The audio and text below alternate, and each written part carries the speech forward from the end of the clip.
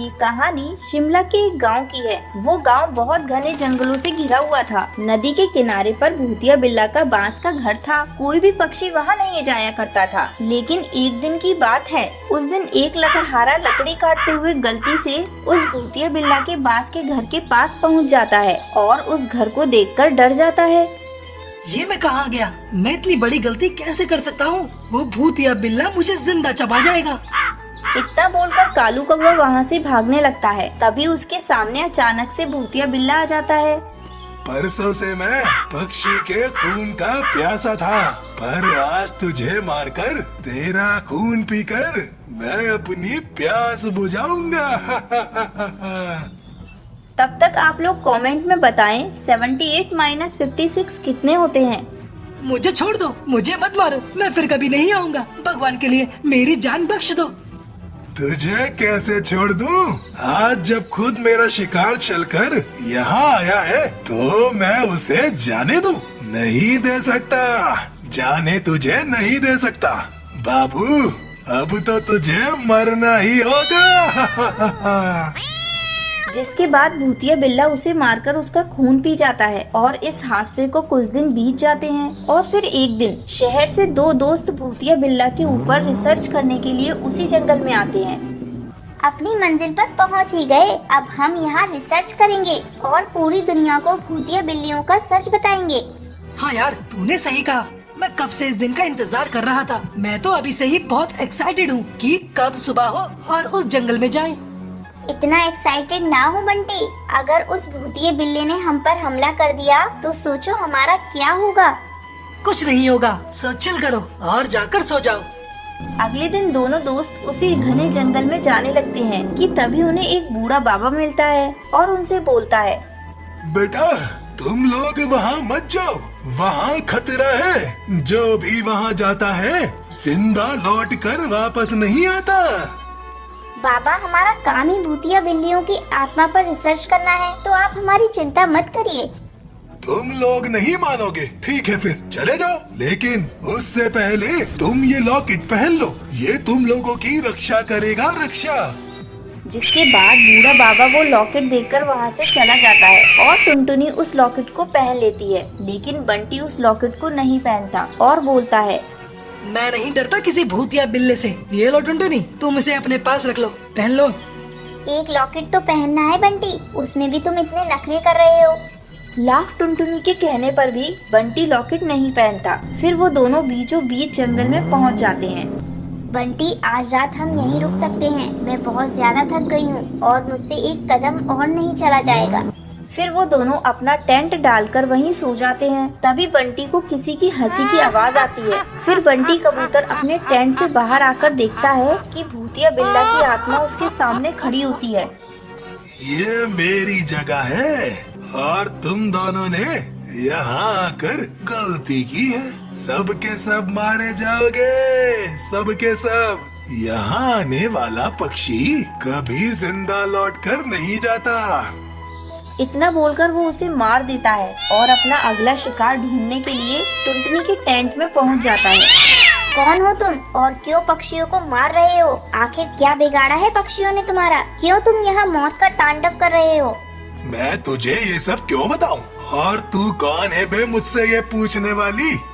मैं एक्सपर्ट हूँ और मेरे पास आत्माओं को बोतल में कैद करने की पावर है। अगर तूने मुझे सच नहीं बताया तो मैं इसी वक्त तेरा खात्मा कर दूंगी। जा जा, मैं तेरी इन खोखली धमकियों से नहीं डरता। रुक रुक, मैं तुझे अभी सबक सिखाती हूँ।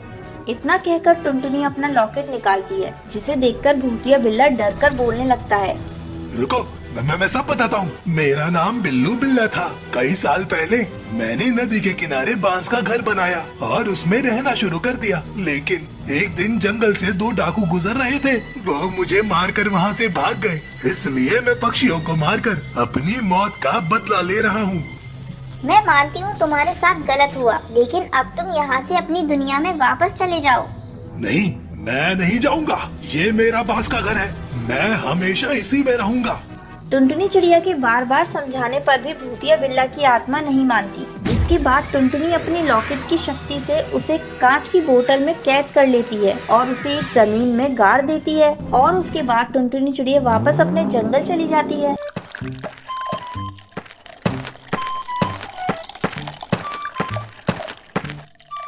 एक घने जंगल में टुनटुनी चिड़िया अपनी सास टूनी चिड़िया के साथ रहती थी। टुनटुनी का पति बंटी कबूतर बैंगन बेचने का काम करता था। उसकी दुकान के बैंगन ताजे होते थे, जिसके चलते बंटी कबूतर की दुकान पर बैंगन खरीदने वालों की भीड़ लगी रहती थी। उसका अपना एक बहुत बड़ा बैंगन का खेत था। सुबह सुबह टुनटुनी चिड़िया और उसकी सास टूनी चिड़िया खेत में से बैंगन तोड़कर इकट्ठा करती थी, फिर बंटी कबूतर उन्हें ले जाकर दुकान पर बेचता था। इस तरह उनका जीवन बड़े आराम से बीत रहा था। बंटी कबूतर की दुकान के पास ही कालू कौवे की भी बैंगन की दुकान थी। उसकी दुकान पर बहुत ही कम पक्षी जाते थे। इससे कालू कौवा बहुत परेशान रहता था। ऐसा क्या करूं जिससे इस बंटी कबूतर के बैंगन की दुकान बंद हो जाए। इसकी दुकान की वजह से ही पक्षी मेरी दुकान पर नहीं आते। कुछ न कुछ इंतजाम करना ही होगा। ऐसा सोचकर कालू कौवा बंटी कबूतर के बैंगन के खेत के चारों ओर जहर मिला देता है। जहर की वजह से उसके बैंगन के खेत खराब हो जाते हैं। उसके बाद सुबह सुबह बैंगन इकट्ठा करने टुनटुनी चिड़िया जाती है तो देखती है कि बैंगन के खेत पूरी तरह बंजर पड़े हैं। वो जोर जोर से चिल्लाने लगती है, माँ जी, अरे ओ माँ जी, जल्दी यहाँ आइए, हम लुट गए, बर्बाद हो गए। ये देखिए, सारे बैंगन के खेत खराब हो गए। टुनटुनी चिड़िया के चिल्लाने की आवाज सुनकर टूनी चिड़िया वहाँ आती है। बहू, ये सब क्या हो गया? एक साथ सारी खेती खराब कैसे हो गई? लगता है किसी ने जानबूझकर हमारी बैंगन की खेती को खराब कर दिया है। उन दोनों के रोने की आवाज सुनकर बंटी कबूतर वहाँ आता है। ये सब कैसे हो गया माँ? कल रात तो मैंने इन्हें अच्छे से पानी दिया था। मुझे भी कुछ समझ में नहीं आ रहा है बेटा। इस तरह कई दिन गुजर जाते हैं। अब बैंगन के खेत खराब होने की वजह से बंटी कबूतर की दुकान बंद हो जाती है। ये देखकर कालू कौवा बहुत ही खुश होता है। मेरी चालाकी का ही नतीजा है कि आज इस बंटी कबूतर की दुकान बंद है। अब सारे जंगल के पक्षी मेरी दुकान पर आएंगे और मैं जल्दी ही माला माल हो जाऊंगा। बड़ा आया था मुझसे मुकाबला करने, एक ही बार में इसकी छुट्टी कर दी मैंने। हा हा हा। एक दिन बंटी कबूतर अपनी दुकान की तरफ से गुजर रहा था। तभी कालू कौवा उसे देखता है और उससे कहता है, अरे ओ बंटी भाई, कहाँ जा रहे हो? तुम्हारी खेती के बारे में सुना, बहुत दुख हुआ। ऐसा करो, तुम मेरी दुकान से कुछ बैगन ले जाकर अपनी दुकान पर बेचना शुरू कर दो। कालू कौवे की बातों को सुनकर बंटी कबूतर कोई जवाब नहीं देता और वहाँ से चला जाता है। वो बहुत दुखी था। ऐसे में एक दिन टूनी चिड़िया बहुत ही उदास बैठी थी। तभी उसके घर उससे मिलने के लिए हरी तोती आती है। टूनी चिड़िया को उदास देखकर हरी तोती उससे पूछती है, क्या बात है टूनी बहन, तुम इतनी उदास क्यों हो? क्या बताऊँ हरी काकी, जब तुम दूसरे जंगल घूमने के लिए गई थी तभी मेरे घर एक घटना घट गई। पता नहीं कैसे हमारी सारी बैंगन की खेती खराब हो गई और बंटी कबूतर की दुकान बंद हो गई। अब हमारे पास इतने पैसे भी नहीं हैं कि हम लोग फिर से बैंगन की खेती लगाएं। ये तुम क्या कह रही हो बहन? मुझे तो इस बारे में कुछ पता ही नहीं था। लेकिन तुम चिंता मत करो, मैं आ गई हूँ, सब कुछ ठीक हो जाएगा। ये लो, मेरे पास कुछ जादुई बीज है। जब मैं दूसरे जंगल घूमने के लिए गई थी तभी एक जादूगरनी ने मुझे इस बीज को दिया था। तुम्हें पता है, ये जादुई बैंगन का बीज है। मैं तो बैंगन की खेती करती नहीं, तो इसलिए ये मेरे किसी काम की नहीं है। इन बीजों को देने के लिए मैं तुम्हारे घर आई थी। इन बीजों को तुम अपने खेतों में बिखेर देना। इतना कहकर हरी तोती वहाँ से चली जाती है। फिर टूनी चिड़िया अपनी बहू टुनटुनी के साथ मिलकर उन बीजों को अपने खेतों में बिखेर देती है।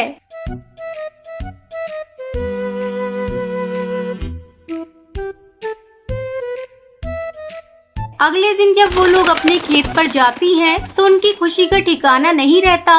उनके पूरे खेत में बैंगन उगे हुए थे। दोनों सास बहू मिलकर जल्दी जल्दी बैंगन इकट्ठा करती है और बंटी कबूतर उन बैंगन को ले जाकर फिर से अपनी दुकान पर बेचना शुरू कर देता है। जल्दी उसके सारे ग्राहक फिर से उसकी दुकान पर आना शुरू कर देते हैं। फिर बंटी कबूतर अपने परिवार के साथ खुशी खुशी अपना जीवन बिताने लगता है। एक सुंदर से जंगल में एक बरगद का पेड़ था।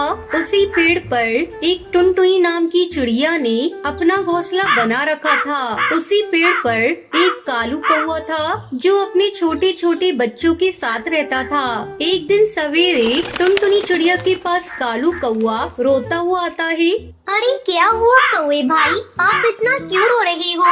अरे टुनटुनी बहन, क्या बताऊँ आपको, हमारे इलाके में ना जाने कहां से एक बिल्ली आ गई है और उसने मेरे एक बच्चे को पकड़कर खा लिया।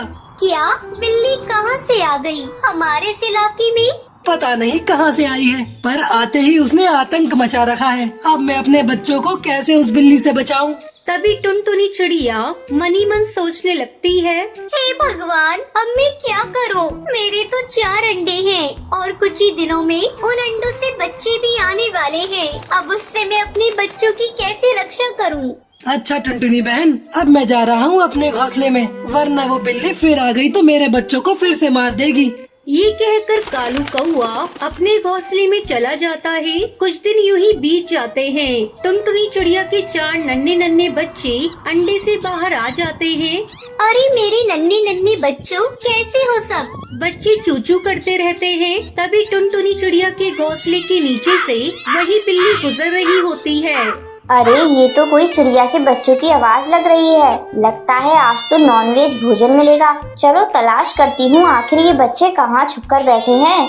बिल्ली तभी पेड़ के ऊपर टुनटुनी चिड़िया का घोंसला देखती है। अच्छा, तो ये बच्चों की आवाज उस घोंसले में से आ रही है। अच्छा बच्चों, तुम यहीं बैठे रहो, मैं तुम्हारे लिए भोजन की व्यवस्था करके आती हूँ। घोंसले से बाहर मत निकलना। टुनटुनी चिड़िया के बच्चे चूचू करते रहते हैं और टुनटुनी चिड़िया उड़ते हुए अपने घोंसले से चली जाती है। तभी बिल्ली की नजर टुनटुनी चिड़िया पर पड़ती है। चलो अच्छा है, ये चिड़िया खुद ही अपने घोंसले से उड़ गई। अब मैं बड़ी ही आसानी से इसके बच्चों को अपना शिकार बना पाऊंगी। बड़े दिनों बाद भोजन में आज नॉनवेज खाने को मिलेगा। बिल्ली अपनी कातिलाना अदा से धीरे धीरे पेड़ के ऊपर चढ़ती है और वो धीरे धीरे टुनटुनी चिड़िया के घोंसले के पास पहुंच जाती है। घोंसले में टुनटुनी चिड़िया के 4 नन्हे नन्हे बच्चे चींची कर रहे थे। अरे वाह, ये तो कितने मुलायम मुलायम बच्चे हैं। इनका स्वाद तो बड़ा ही मजेदार रहेगा। चलो अब अपनी भूख की शिद्दत को मिटाती हूँ और इन नन्हे नन्हे बच्चों को अपना भोजन बनाती हूँ। बिल्ली जैसे ही टुनटुनी चिड़िया के बच्चों के पास जाती है, तभी कालू कौवे की नजर बिल्ली पर पड़ती है। अरे अरे, ये तो वही राक्षस बिल्ली है जिसने मेरे बच्चों को पकड़कर खा लिया था। अब तो ये टुनटुनी चिड़िया के घोंसले के पास आ गई है, उसके बच्चों को खाने के लिए जा रही है। मुझे कैसे भी करके टुनटुनी चिड़िया के नन्हे नन्हे बच्चों की सहायता करनी होगी। कालू कौवा उड़ता हुआ तेजी से टुनटुनी चिड़िया के घोंसले के पास जाता है। ये क्या कर रही हो बिल्ली? तुमने मेरे एक बेटे को तो जान से मार ही दिया, अब क्या इन मासूम नन्हे नन्हे बच्चों को भी अपना शिकार बना रही हो? इतने नन्हे नन्हे बच्चों को खाने का मजा ही कुछ और होता है। मैं तुम्हें टुनटुनी चिड़िया के बच्चों को नहीं खाने दूंगा। इन बच्चों को छोड़ दो, वरना हम सारे पक्षी मिलकर तुम्हारा जीना मुश्किल कर देंगे। तुम पक्षी मेरा क्या कर लोगे? मैं तुम सबको कच्चा चबा जाऊंगी। तुम मेरे शिकार के बीच में ना आओ, वरना बेवजह ही मारे जाओगे। बिल्ली जैसे ही टुनटुनी चिड़िया के बच्चों को पकड़ने के लिए हमला करती है, तभी कालू कौवा उसे जोरदार चोंच मारता है, जिसकी वजह से बिल्ली पेड़ से सीधा जमीन पर गिर जाती है। ओ, अरे इस कौवे ने तो मेरी पूरी हड्डी पसली तोड़ दी। अरे बिल्ली, अगर तुम अपनी जान की सलामती चाहती हो तो सीधी तरह से यहाँ से चली जाओ। अगर तुमने हमारे बच्चों की ओर दोबारा मुड़कर भी देखा तो हम तुम्हारा वो हश्र करेंगे कि तुम जीवन भर याद रखोगी। तुमने ये सही नहीं किया कालू कौवे, तुम्हें इसका बहुत बुरा अंजाम भुगतना होगा। इस बार तो मैं जा रही हूँ, पर अगली बार जब लौट के आऊंगी तब तुम्हारे सारे बच्चों को अपना शिकार बनाकर ही वापस जाऊंगी। बिल्ली, ये हम पक्षियों की संतान हैं। हम अपनी संतान पर कोई भी आंच नहीं आने देंगे। चाहे सामने इस जहाँ का सबसे खतरनाक राक्षस भी क्यों ना हो, हम उसका भी सामना कर लेंगे। बिल्ली लड़खड़ाती हुई वहाँ से चली जाती है। कुछ समय बाद टुनटुनी चिड़िया अपने घोंसले में वापस आती है। बच्चों को हड़बड़ाता हुआ देखकर टुनटुनी चिड़िया घबरा जाती है। क्या हुआ बच्चों, तुम इतने घबराए हुए क्यों हो? कोई आया था क्या? तभी कालू कौआ टुनटुनी चिड़िया के पास आता है और उसको सारी बात विस्तार से बताता है। ये सुनकर टुनटुनी चिड़िया बहुत घबरा जाती है। बच्चों, उस बिल्ली ने तुम्हें कुछ किया तो नहीं है ना? नहीं चिड़िया बहन, मैंने उस बिल्ली को बहुत अच्छी तरीके से मजा चखा दिया है। अब वह दोबारा यहाँ आने की हिम्मत नहीं करेगी। पर कौवे भाई, हमें और सावधान रहना होगा। वो बिल्ली किसी भी वक्त हमारे नन्हे नन्हे मासूम बच्चों पर हमला कर सकती है। हाँ चिड़िया बहन, आप चिंता न करो, मैं आज से ही बहुत सावधानी से रहूँगा। अच्छा, अब आप अपने बच्चों की देखभाल कीजिए, मैं अपने घोंसले में जाता हूँ। ये कहकर कालू कौआ अपने घोंसले में चला जाता है। यूं ही रात हो जाती है। सारे पक्षी अपने अपने घोंसले में अपने अपने बच्चों के साथ विश्राम कर रहे थे। तभी वो बिल्ली वहाँ आ जाती है। चलो, सारे पक्षी सो रहे हैं, अब जाकर उस चिड़िया के नन्हे नन्हे बच्चों को अपना शिकार बनाती हूँ। बिल्ली धीरे धीरे टुनटुनी चिड़िया के घोंसले के पास जाती है और एक झपट में टुनटुनी चिड़िया के एक बच्चे को अपने मुंह में दबाकर वहाँ से भाग जाती है। बच्चे की आवाज सुनकर टुनटुनी चिड़िया घबरा उठ जाती है। अरे बचाओ, कोई बचाओ, वो बिल्ली मेरी मासूम बच्ची को पकड़ कर ले गई। अरे कोई तो बचाओ मेरे बच्चे को।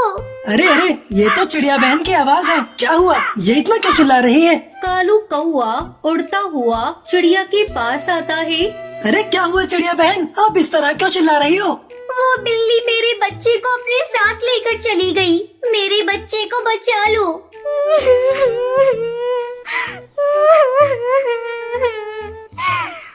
आप रोइए मत चिड़िया बहन, अब रोने से कोई फायदा नहीं। वो बिल्ली यहाँ से काफी दूर चली गई है और अब तक तो उसने आपके बच्चों को मार भी दिया होगा। अब हमें उस बिल्ली का कुछ न कुछ तो करना होगा। उस बिल्ली का हमेशा हमेशा के लिए खात्मा करना होगा। मैं उस बिल्ली को छोड़ूंगी नहीं। चलिए बहन, ये समय जोश से नहीं होश से काम लेने का है। मेरे पास एक उपाय है जिससे हम उस बिल्ली का हमेशा हमेशा के लिए खात्मा कर देंगे। कैसा उपाय भाई?